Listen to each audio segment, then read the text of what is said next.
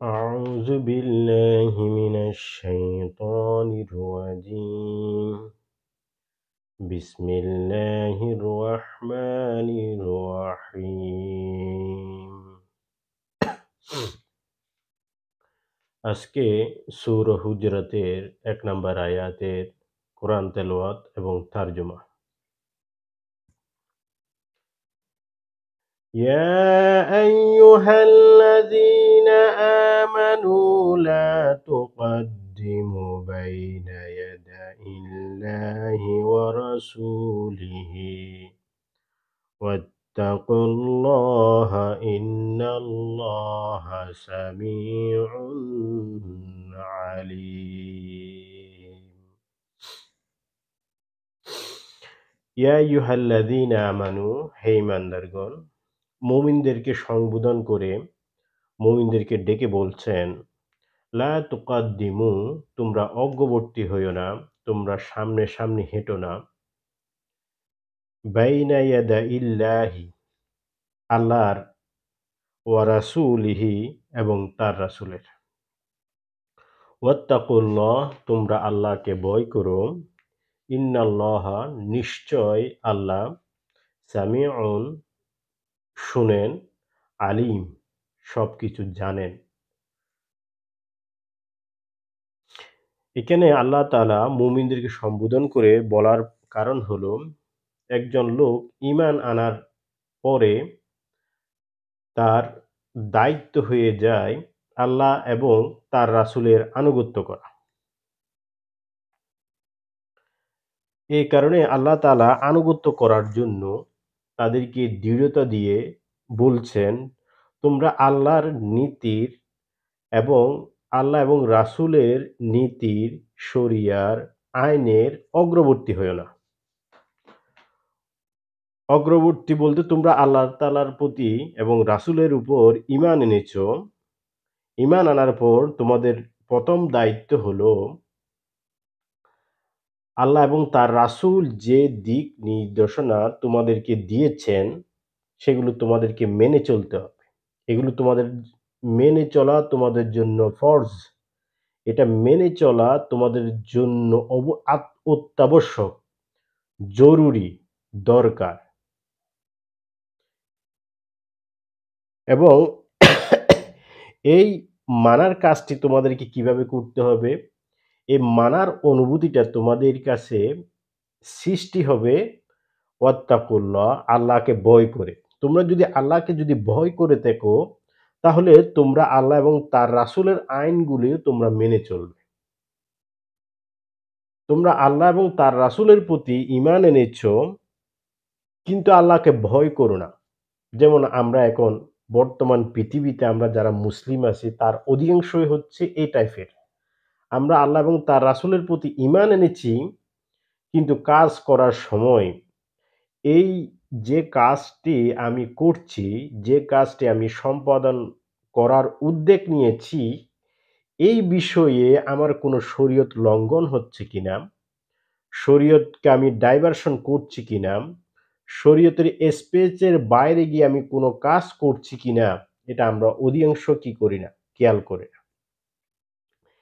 এই কারণে আমরা মুসলিম হওয়ার পরও আমাদের মাঝে যে চারিত্রিক বৈশিষ্ট্যটা থাকা দরকার, সে বৈশিষ্ট্যগুলো আমাদের কাছে নেই। অন্যান্য ধর্মাবলম্বী তারা যেভাবে চলে, আমিও সেভাবে চলি। যার কারণে কোনো অপরিচিত এলাকায় অপরিচিত লোকের কাছে যদি দাঁড় করিয়ে দেয়া হয়, কোনটি মুসলিম, কোনটি অন্য ধর্মের লোক, তখন বাছাই করা খুব কষ্ট হয়ে যায়। বাছাই করতে পারবে না অনেক সময়। কারণ আমাদের কাছে সেই চরিত্র নাই, সেই মুসলিমের চরিত্র, আল্লাহ রাসূলের যে নির্দেশনা দিয়েছেন সেই চরিত্র আমাদের কাছে না থাকার কারণে আমাদেরকে মুসলিম, অন্য ধর্মের লোক, হিন্দু, বৌদ্ধ, খ্রিস্টান, ইহুদি, এই যে কোন ধর্মের লোক আমাকে বাছাই করতে পারবে না। এই বাছাইকে যাতে করতে পারে, মানে আমরা যাতে আল্লাহর আইন বিধান মেনে চলি সে কারণে আমাদেরকে তাকওয়ার পথ আগে অবলম্বন করতে হবে। আমার কাছে যখন আমার চিন্তা, ধ্যান ধারণায় যখন আমার মাথায় থাকবে আল্লাহকে ভয় করি, তখন আমার দ্বারা কখনো অপরাধ সংঘটিত হবে না। আমার দ্বারা কখনো আল্লাহর রসুলের যে আইন আছে সে আইন ভায়োলেশন করার কোনো টেনডেন্সি আমার কাছে থাকবে না। আমার দ্বারা কখনো শরিয়ার আইন ভায়োলেশন হবে না। আমার দ্বারা কখনো অন্যায়, অপরাধ জগতের কোনো কাজের সাথে সম্পৃক্ত হওয়ার কোনো আমার সুযোগ নেই। ইন্নাল্লাহা নিশ্চয় আল্লাহ তাআলা সামিউন শুনেন। আমরা কি করছি? আমরা আল্লাহ এবং রাসূলের আইনকে ভায়োলেশন করছি কিনা, আমরা নিষেধাজ্ঞা অমান্য করছি কিনা, আইনগুলো মানছি কিনা সেগুলো আল্লাহ তাআলা শুনতেছেন। আলিম তিনি জানেন। শুনতেছেন আল্লাহ এবং রাসূল বলেছে আমাদেরকে, তোমরা তোমাদেরকে এই দুনিয়াতে খলিফা হিসেবে প্রেরণ করা হয়েছে। ইন্নী জাইলুন ফিল আরদি খলিফা। তোমাদেরকে এই পৃথিবীতে খলিফা হিসেবে প্রেরণ করা হয়েছে। খলিফা হিসেবে তোমরা প্রেরিত হয়ে আমি তোমাদেরকে যে বিধান দিয়েছি, যে আইন দিয়েছি, সে আইন অনুযায়ী তোমরা সমাজ, রাষ্ট্র, পরিবার এগুলো তোমরা পরিচালনা করবে। ব্যবসা-বাণিজ্য, আইন-আদালত, বিচার-আচার এগুলো তোমরা এই আইন দ্বারা তোমরা কি করবে? শাসন করবে। খলিফার দায়িত্ব তোমাদেরকে পালন করতে হবে। কিন্তু আমরা কি করি মানুষ হিসেবে? আমরা এই দুনিয়াতে মানুষ আসার পর আমরা আল্লাহর দ্বীনকে ভুলে গিয়ে আমরা কি করছি? আমরা এই দ্বীনকে, এই ইসলামকে যে কায়েম করা যায়, এটা আমরা মুসলিম হিসেবে অনেকে জানিই না। ইসলামকে যে এই দুনিয়াতে কি প্রতিষ্ঠা করা যায়, এটা আমরা অনেকে বুঝি না। আমরা আবার অনেকে কি করি, বুঝে কি করি, মনে করি যে এই ইসলামকে রাজনীতিতে নিয়ে আসলে মানুষ ধর্ম ব্যবসা করে। কোন হুজুর যদি কি করে রাজনীতি করে তখন তাকে বলা হয় সেই ধর্ম ব্যবসা করছে। তাকে ধর্ম ব্যবসা বলে তাকে আমরা ঠেকিয়ে দিচ্ছি। ইসলামই আসলে হচ্ছে একটি কি রাজনৈতিক ধর্মের নাম।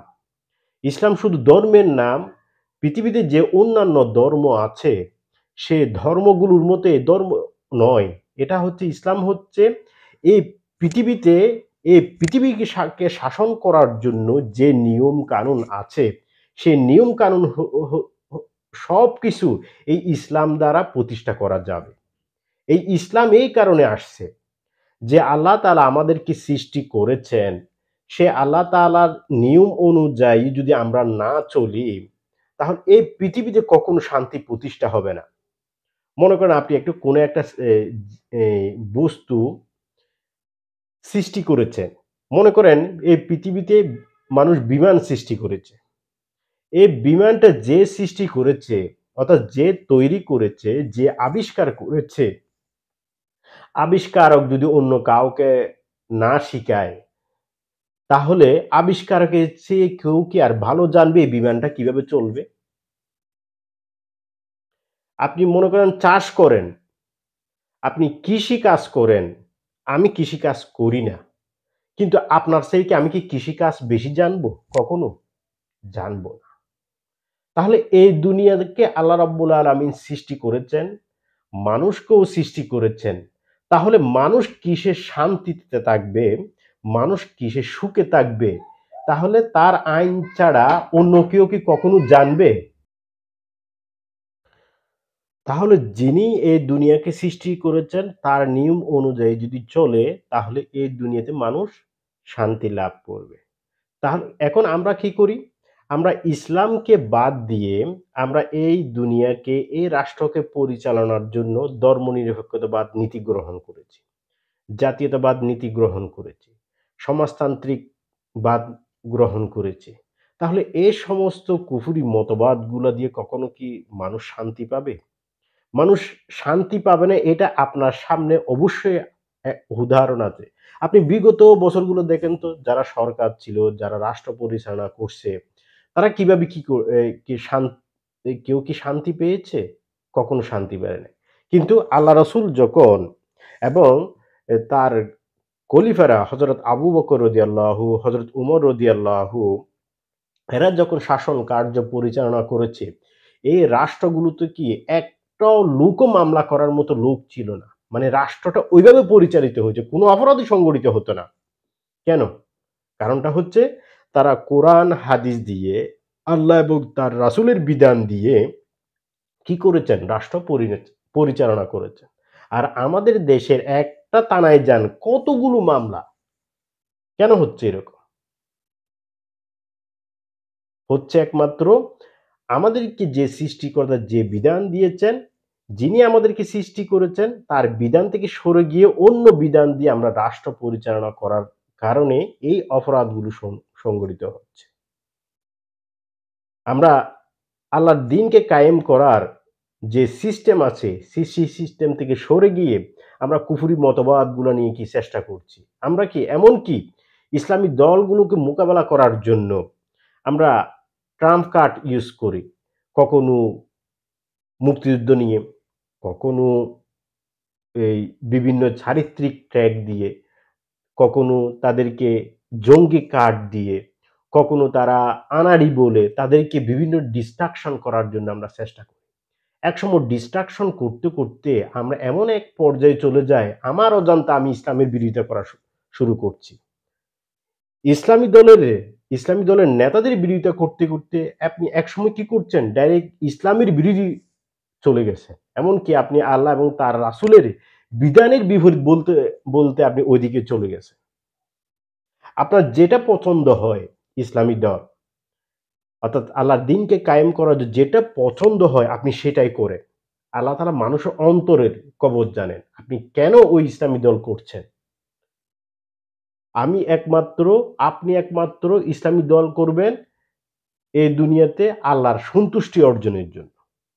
সেটা যে দলই হোক করুক আপনি। কিন্তু আপনি যে এই দুনিয়াতে ইসলামী রাষ্ট্র কায়েম করতে হবে, আল্লাহর দ্বীন এবং রাসূলের বিধান অনুযায়ী এই পৃথিবীতে রাষ্ট্রকার্য পরিচালনা করা এটা যে ফরজ এটা আমাদেরকে বুঝতে হবে। আমরা শুধু এই দুনিয়াতে সুখ, দুঃখ, ভোগ, বিলাসের জন্য আমরা অন্য রাজনীতি করব, কুফরি মতবাদ করব। এটার কারণে আপনি ৬০-৭০ বছরে না এই জীবন।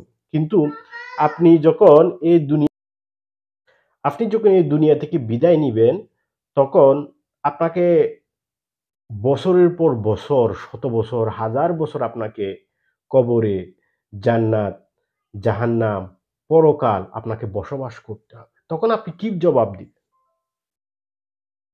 তখন আপনার আনসার কি হবে? আপনার অবস্থান কি হবে? কিয়ামতে তো কখনো কারো অবস্থান কেউ তো কারো ব্যাপারে সুপারিশ করতে পারবে না। কারো কোনো কাজে আসবে না।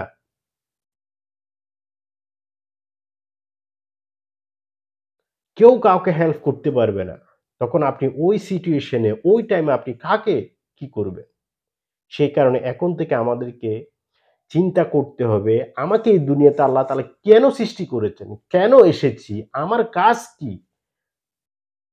আমাকে এগুলো ডিফাইন করতে হবে। এগুলো আমাকে নির্ধারণ করতে হবে। আমাকে এগুলো চিন্তা করতে হবে। আমি কি করছি? আমি কি আল্লাহর বিধান অনুযায়ী চলছি? এগুলো আমাদেরকে চিন্তা করতে হবে। يا أيها الذين آمنوا لا تقدموا بين يدي الله ورسوله واتقوا الله إن الله سميع عليم হে ইমানদারগণ তোমরা এবং আল্লাহ এবং তার রাসূলের নিয়মের অগ্রবর্তী হইও না। তোমরা আল্লাহকে ভয় করো। নিশ্চয় আল্লাহ শ্রবণকারী এবং সব জ্ঞাত, সবকিছু জানেন। মহান আল্লাহ তাআলা আমাদের সকলকে কোরআনের এই আয়াত অনুধাবন করার এবং মানার তৌফিক দান করুন। আসসালামু আলাইকুম ওয়া রাহমাতুল্লাহ।